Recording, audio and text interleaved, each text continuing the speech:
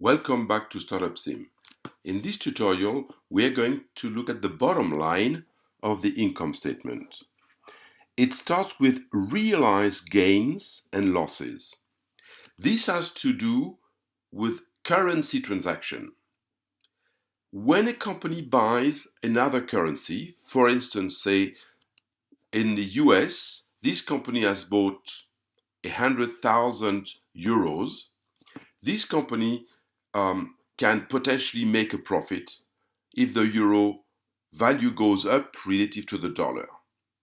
If this is the case, then it will record a profit when it sells these euros.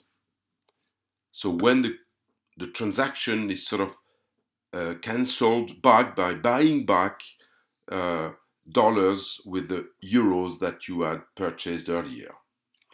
This is a profit. Then until this transaction is completed, there is only a risk. Once it is completed, it becomes either a gain or a loss.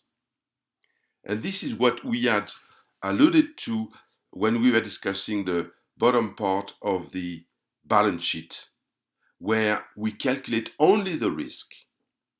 And that's why this line was called unrealized gain. Here, this is realized.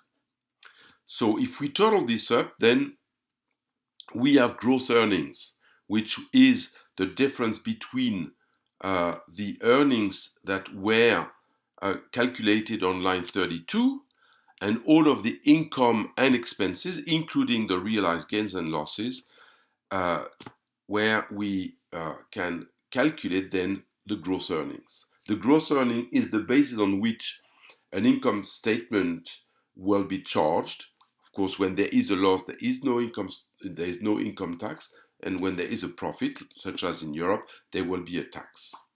Then capital transfer tax does not apply here, but we then have the net earnings, which is sort of the profit of the company in that quarter, from which the company may decide or not to pay a dividend.